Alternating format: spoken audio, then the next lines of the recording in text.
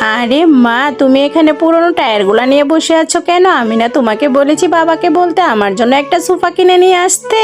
জানো তো মা, ওই ভাঙা চেয়ারটাতে বসে আমি পড়তে পারি না, তাই তো তোমাকে বলছি বাবাকে বলো না আমাকে একটা সোফা কিনে দিতে প্লিজ। আরে আমার মেয়ে, আমি তো কালকেই তোমার বাবাকে বলেছি তোমার জন্য যেন একটা সোফা কিনে নিয়ে আসে, কিন্তু তোমার বাবা তো সাফ সাফ আমাকে জানিয়ে দিয়েছে আমার কাছে এই মুহূর্তে কোনো টাকা নেই, আমি সোফা কিনে দিতে পারবো না।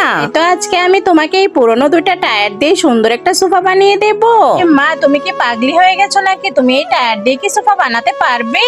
আরে হ্যাঁ আমার মেয়ে, আমি পারবো, তুমি শুধু শেষ পর্যন্ত দেখো কি হয়। কিন্তু তার আগে বন্ধুরা, একজন মা তার সন্তানকে মানুষের মতো মানুষ করে ঘরে তুলতে কতই না কষ্ট করে, কিন্তু সেই মায়ের জন্য আমরা কেউ ভিডিওতে লাইক সাবস্ক্রাইব করি না। মাকে যদি মন থেকে ভালোবেসে থাকেন তাহলে ভিডিওতে একটি লাইক করে চ্যানেলটি সাবস্ক্রাইব করে যাবেন, আর কমেন্টে সুন্দর করে আই লাভ ইউ মা লিখে যাবেন। আরে আমার মেয়ে, তুমি কোথায় গেলে? দেখো তোমার জন্য আমি পুরোনো টায়ার দিয়ে কত সুন্দর করে একটা সোফা বানিয়ে ফেললাম। আরে ওয়াও মা, সত্যি তো এটা অনেক সুন্দর হয়েছে।